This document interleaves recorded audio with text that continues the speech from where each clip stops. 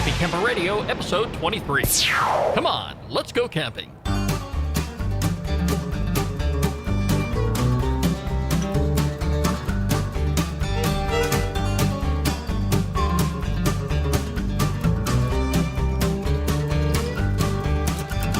Hello, fellow campers. We are back once again with episode 23 of the Happy Camper Radio Show. I'm Skip. I am a happy camper, and as always, my friends, you can be one too. It is a great day to go camping. In fact, every day is a good day to go camping. We're running a couple days behind here because the campground has been a little, I don't want to say lonely, but kind of quiet here recently because somebody decided he was going to go ahead and disappear this past weekend, and he didn't get back. When, Daniel? Was it a couple days ago? You mean the thing that I plan every single year? Yeah. This is Daniel. I forgot about that. Yeah. Okay. Well, you had to throw that out there. Okay. This is the one time of the year, Labor Day weekend, right, where you trade in your camper for a posh hotel room in a fancy downtown party district. We got room service for the first time in my life. My friend stayed with us, and he's like, don't go out. Let's get room service. It was $80 for all three of us. Daniel. Wow. I would be hiding my head in shame if I were you. It felt weird. It felt really weird. I was like, oh my gosh, they're coming to my room with food. Oh my heavens. And I'm still in the bed. Well, I know you had a great time while you were away, as you usually do, because nobody really knows you in the camping world better than me. And this is a time of the year where you disappear for about 4 days. Yep. Nobody sees hide or hair of you. I'm around. People see me. Yeah, the people in all these sci-fi outfits and everything with the eyes pointed to the left and the eyes pointed to the right. And this is the annual Dragon Con convention that you go to. Yep, I do. And it comes every Labor Day here in downtown Atlanta. And this is where this is shamefully to say, this is where you hang up your camping gear for the weekend. Yep. And you so-called let your hair down. And I hobnob with the all-stars of podcasting. And you did meet a lot of people down there, didn't you? I did. And the reason I'm not going to ride you too bad on this here is because you did talk to some fellow campers while you were there. Yeah. Okay. And I even gave you some remote equipment. Yeah, you did. You thought I was going to lose it. I know. And I thought, a place somewhere and I really thought we were going to do the show while you were down there, but you got so preoccupied with. I had to get my connections, firmly figured out. In other words, you had to practice a little bit, right? No. I was just hobnobbing with the podcasters, and it was like I was on cloud nine. Were there any people podcasting down there? Yes. Every panel. Why weren't you? These are sci-fi people. They don't even come out of their mom's basement. All right. You had a happy camper microphone with you too. I did. Yeah. I got a few interviews. All right. I don't know. We gotta work on making them sound good and everything, but I got a few interviews, and I'm sure we'll put them on the show one of these days. We will. That'll definitely work. Our phone number here is 404-537-CAMP. You can call Daniel and I with your camping question. You can also email us by going to our website, which is happycamperradio.com. Click on the Contact Us button at the top of the page. Like us on Facebook, follow us on Twitter at Camp Talker, and also keep track of us on Google+. And you can find that all on our webpage there, all those fancy little icons, those little colored things. You'll see them right there. Go ahead and click on that, and you can touch base with Daniel and I and see what's going on here in the camping world. I also want to take a moment here to shout out to some of our new fellow listeners out there, Daniel. And we've got some great emails here this past week, too. I'd like to say hello to Lee, Kelly, Kaimi, Robert, and Ron, who added us to circles on Google+, and a special shout out to our good friend Frankie, who is working and living abroad. He's been doing so since 2005. Abroad? What's her name? Daniel. Oh, come on now. That was funny. I'm telling That was funny. Cue the laugh track. Come on now. That was good. Well, hey, you got a chuckle out of me on that one, so that'll count there. We'll save the electronics. But anyway, Frankie's been living abroad since 2005, and he sent us a beautiful email here just about a week ago. And he also turned us on to this great camping destination out in Houston, Texas. And it is our featured campground of the week here on the Happy Camper Radio Show, episode 25. And Daniel, we have got a great topic this week that I think all of our listeners are going to enjoy.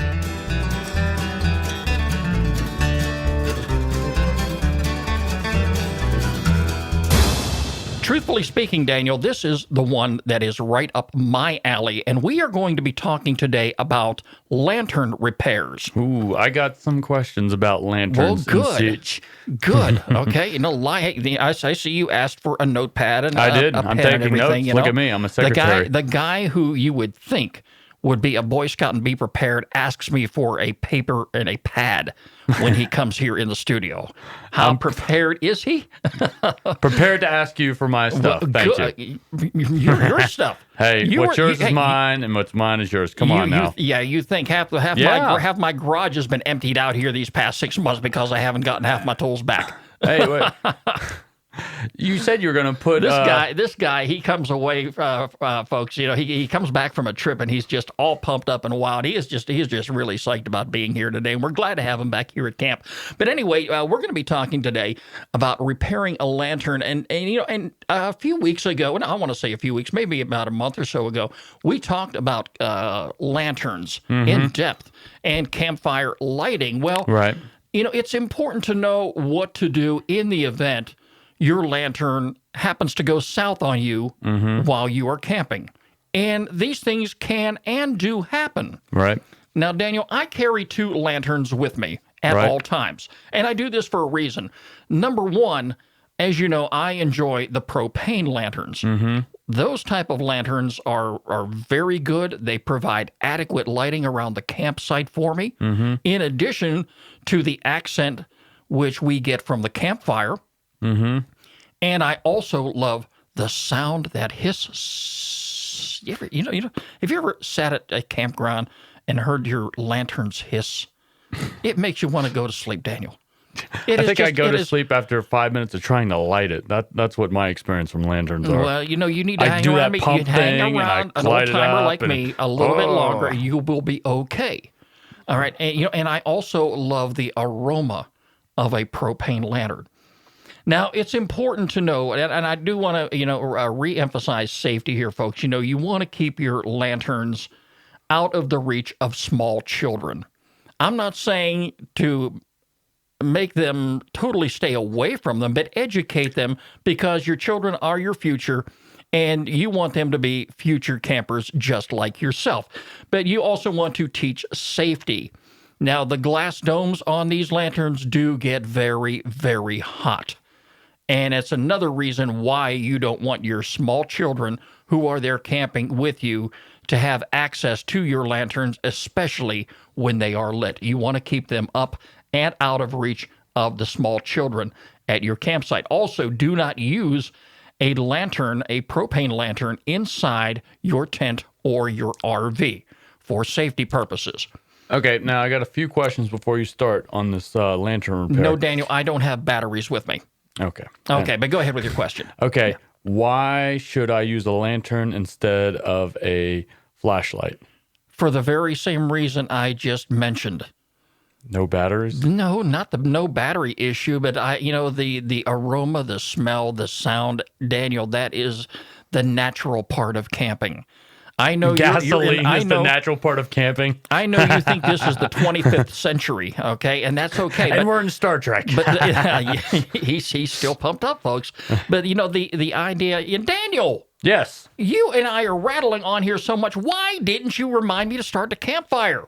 Oh my goodness! What is with you? I thought you were going to start the lantern fire and keep us all warm with the lantern and the hiss of the lantern. I am really, just laying into this guy here, and I have totally forgot. Hey, the sparks are flying between you and me. We didn't even notice it. And my mind is hooked on the lanterns. And, so there you go. But hey, anyway, it's there we go. It sounds so good. It feels so good to sit here at camp. Right. But to answer your question, Daniel, it's a matter of personal preference. Yeah. There are some people like yourself. the ambiance. I see what you mean. There are some people like yourself, and I'm not knocking you really about that, because there are some people that do prefer the battery-operated lanterns, and they do make those. That's what I have. Okay, and the battery-operated lanterns are great for inside your tent. Right. I have a small folding camping table which sits right next to my bed. In fact, if you go to our website, which is happycamperradio.com, and look at the camping pictures, you'll see this metal table that actually folds up. It folds away when you're storing it. This is a great place to set your lantern in the event you need to get up in the middle of the night. And from time to time, we do. All right. Now, if you want to go ahead with the battery-operated lanterns, okay, that's okay too. But the subject here, we're talking about repairs. It is the same. The principle's the same. If you don't carry a spare set of batteries and your battery-operated lantern dies, you're going to be up a creek without a paddle. Right. Same thing that if your lantern goes out on you while you are camping. If you do not have the necessary parts, the necessary tools that you need to make the necessary repairs, you're going to be stuck without adequate lighting for your campsite. Now, again, I carry the 2 lanterns with me, and they're good kerosene lanterns. They're a little on the old side. I acquired these brand new back in 1996. And I remember that year because that was the year of the Summer Olympic Games when I really got back into camping. Okay, and these lanterns are workhorses, Daniel. They do the job. They get the job done for me. I've had very little problem out of them. How much light do you get out of these things? I mean, is it pretty bright, or is it?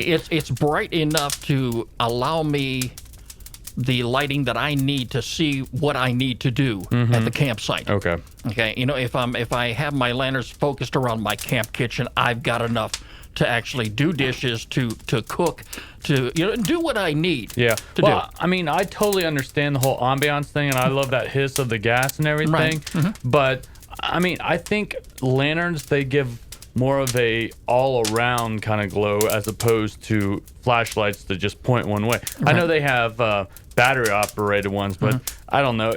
I understand it. It's, like a lantern's a big metal thing, and it's got gas, and it's kind of like the difference between a gas-powered weed whacker and a electric. They do both the same thing, right. But gas, has the power, and you can feel lanterns. They have the power. You feel, I don't know. It's just a certain feeling, but I totally understand what you mean. Yeah, if you've been a seasoned camper for quite many of years, like I have been, you kind of stick to your old ways. And, I have been kind of hooked on these lanterns for quite some time.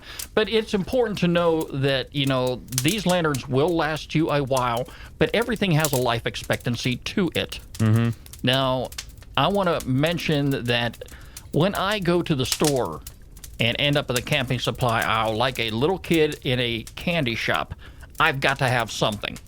There are so many times I want to reach down and grab an item and run off with it, but at the very least I'm going to do, Daniel, I'm going to pick up some spare mantles for my lantern.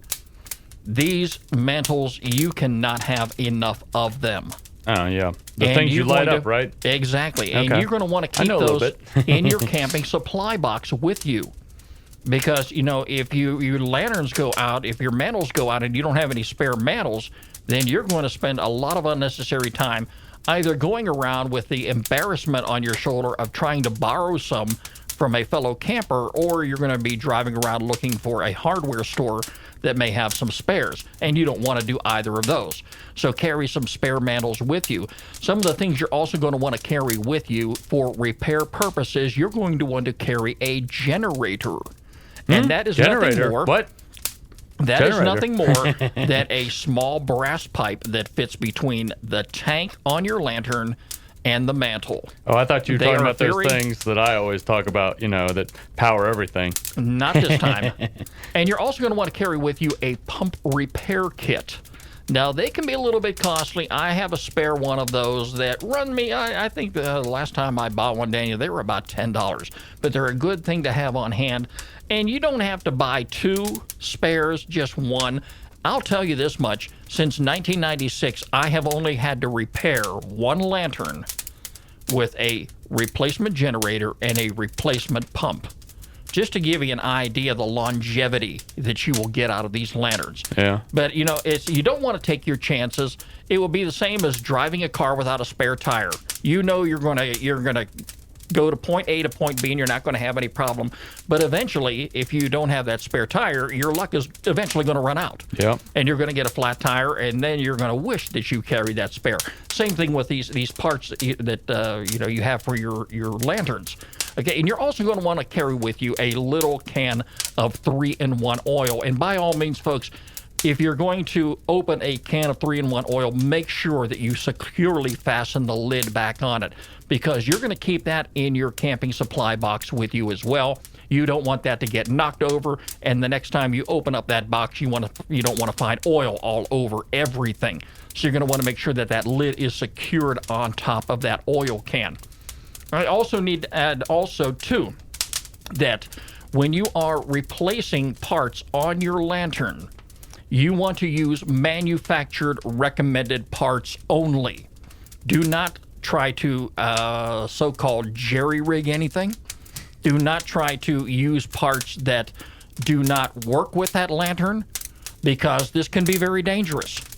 Remember, you are playing with fire here. And literally. Yes. And you don't want to have anything that's going to endanger yourself, your fellow campers, and especially your family.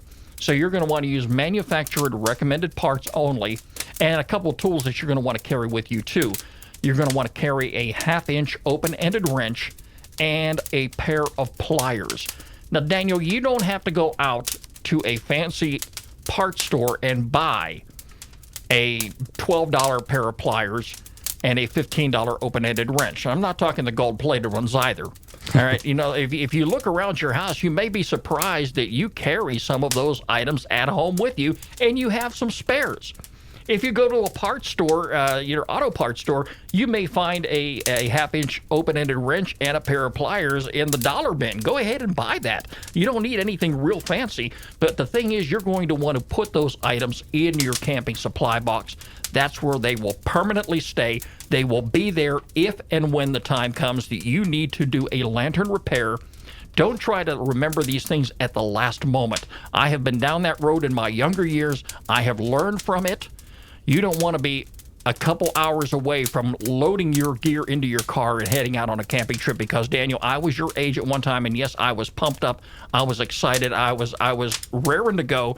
And I said, oh, no big deal. I'm going to go ahead. I'll remember to bring, a pair of pliers and a screwdriver and this and that here. You're not going to, because your mind is going to be on so many things. You are going to leave these items behind. That's why it's important that you carry everything you need in a camping supply box that you are going to just simply load into your vehicle, and you're going to take with you each and every trip. Now, I also want to point out, too, that if you are going to do a repair on a lantern, make sure that you have your instruction booklet with you. Another item you may want to carry in your box. And follow the manufacturer's recommendation when doing a repair. They're not very hard to do. And don't be afraid to talk to a fellow camper somewhere on the campground, because you're going to be making a lot of friends. I make tons of friends, Daniel, when I go camping. I know you do too. You run into people you'll probably never meet again in your life, but the fact is, that short time that you met somebody and you became acquainted with somebody and made friendships out there, those friendships will last for a lifetime. Well, another thing is, like, you can always go online if they have, the internet there, and you can look up YouTube videos, and I'm sure you can download instruction manuals. So, I mean, that's always another way that you can get your information. And it's always a lifesaver for me. When I don't know how to do something or something's not working right, I always turn to the internet for my information. Don't ever be afraid to reach out for help. And you'll be surprised too, if you do carry your instruction manual with you and you're camping, say like on a weekday, you may have an 800 number there where you can call somebody for some professional help if you need it. Don't ever be afraid to reach out for some advice and for some help if you ever need any. Also, never repair a lantern while it is hot. I can't stress that enough. Again, Daniel, why I carry 2 lanterns. If in the middle of the night, say 9 or 10 o'clock at night, and I'm still up enjoying a fire and I've got my lanterns kind of turned down low, dishes are all done and everything, and I'm just relaxing. If one of my mantles suddenly decides to go out on me, I still have another mantle, or another lantern, should I say, to last me the rest of the evening before I retire. I'm only going to do those repairs, the necessary repairs that I need to do. I'll do them in the daylight hours only. Okay. Also, I want to say that if you're going to replace a generator, or you're going to replace a pump, or you're going to replace, say, maybe the glass dome, and the glass dome, that's another issue. We'll talk about that here in a second. But I would recommend that you replace the mantles anytime that you service your lanterns. Those mantles, again, once they are lit for the first time, they become very delicate. If you touch them, if you bump them, if your lantern gets bumped, they will disintegrate. And they're going to need replaced. Even if one goes, you're going to need to replace both. And when you go to your camping supply store, whether it be your local department store or a big box store that specializes in camping supplies, and you buy a replacement lantern, chances are they're going to come to a package. And again, I carry a ton of those with me in my camping supply box. I'm never going to be out. So replace your mantles when you're servicing your lantern. Also, keep an extra supply of fuel on hand. For myself, yes, I use the white gas. It's great, Daniel. They make these lanterns today that are dual fuel. They take either the white gas or gasoline. And again, if your lantern is like mine and it is designed to run on white gas only, you do not put gasoline in there. They are not designed for that purpose. I could very easily upgrade. I'm not going to do that because my lanterns are still working. They are continuing to do a good job for me. And as long as spare parts are available, I'm going to continue to use those lanterns and hope they'll last me for many, many more years. Okay, the glass domes, I were talking about them here, they can very easily break. These glass domes that fit over top of your lanterns, they're very small, they're very thin, and I haven't say that I had a lantern that had a glass dome that shattered on me, but eventually those things are going to break, and you'll usually find a crack that has formed from the top to the bottom. And when that happens, it's time to go ahead and replace those glass domes. They're not cheap. They run about $12. I would only recommend that you replace your glass dome, one, in the daylight hours. Two, if you by chance happen to be visiting a store that specializes in camping supplies while you're at, and you pick up one of them while you're on your camping trip. Otherwise, I would recommend you go ahead and replace that after you've arrived at home. Now, when do you decide, like you've done all these repairs, when do you decide, okay, I think it's time to just get a new lantern? When would someone want to make that kind of decision? Probably after that lantern has undergone a lot of wear and tear, that you find yourself replacing parts more than you ever have, and you want to upgrade, then that would be the time to do it. Okay. But again, as I've stressed many times, Daniel, to not only yourself, but also to many of our listeners out there, take good care of your camping equipment. Your equipment will take good care of you. Our number again is 404-537-CAMP, and you can call Daniel and I anytime with a camping question, including how to repair a lantern. If you have a question, that you're just not something you're not sure about something, give us a call, because Daniel and I have been around for a little bit, and camping is our specialty. We enjoy it 24 hours a day, 7 days a week. If I could turn back the clocks of time, I probably would be doing a lot more camping than I ever have in a whole lifetime, because camping is my life. I really, really enjoy it. It is time now for our featured campground of the week.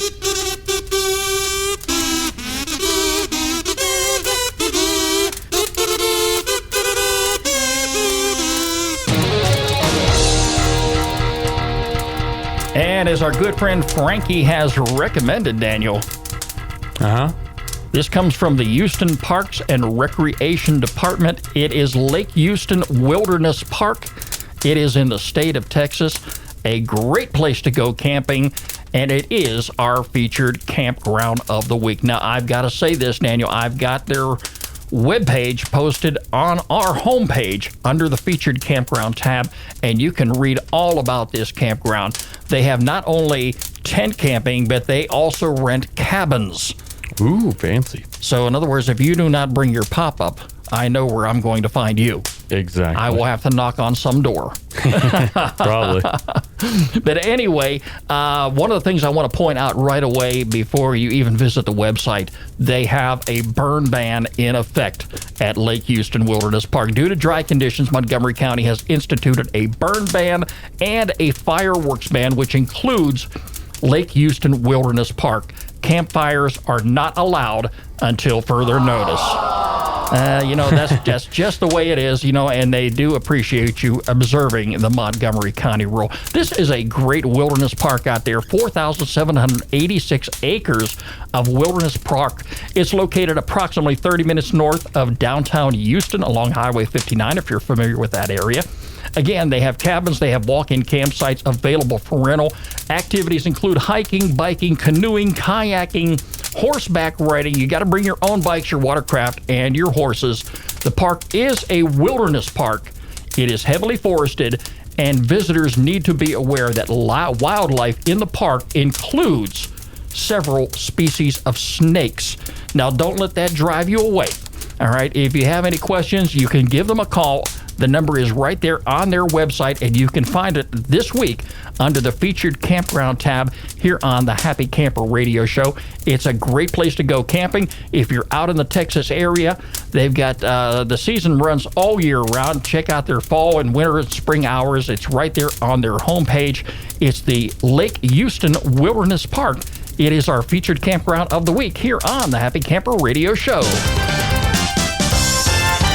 And as always, if you have a campground that you would like Daniel and I to feature on the program, hey, we would love to hear from you. By all means, drop us an email, skip, S-K-I-P, at happycamperradio.com, and let us know what campsite you would like for us to feature. We'll take a good look at it, and if you do just like Frankie did and send us a link, we'll put it right there on our homepage and recommend it to each and every one of our listeners. Daniel, I hope I live long enough to visit all these great campsites. As I'm slowing down a little in life right now, I know I'm not going to have the energy eventually to go out like you are and do some camping. You're probably, going to be getting out there a little more than me, and I get a little jealous about that sometimes. I'm sorry. Yeah, but that's just the way it goes. But, it seemed very strange, having you away this past weekend and that camper sitting by its old lonesome. It'll be right gone in a little bit. Yes, you have that trip to Disney World coming up, don't you? Wow. Yes, I do. And you've got your reservations in? Oh, yeah. And the water park, as you talked about? Yes, I'm going to the water park. Well, when you come home, I will extend that because I will have my water gun waiting when you pull in the driveway. All right. Please don't duck because please don't duck because I definitely don't want to have that stream of water go over and hit your wife in the head. Yeah. I will be running probably for the next month or two, and knowing her like she is. Well, Daniel, that's about going to wrap things up for you and I here on the program. And I'll tell you something. Yeah? We've got a great show next week. Uh-huh. And I don't think any one of our listeners are going to want to miss it. I'm sure they won't. No, I'm not going to have the dog here in the studio. Oh. But Betty Crocker's going to be here. Ooh, is she going to make us something? I hope so. That'd be nice. Some brownies, some cupcakes. Yeah, brownies. Maybe one of these days I'll get lucky and she'll cook it at the campsite. There you go. I'm not going to hold my breath. Not going to happen. Hey, don't forget you can catch us online anytime at www.happycamperradio.com. You can like us on Facebook and follow us on Twitter at Camp Talker. The Happy Camper Radio Show is a presentation of Skip Huber Productions. I'm Skip. I am a happy camper. And you, my friends, can be one too. You're listening to Happy Camper Radio.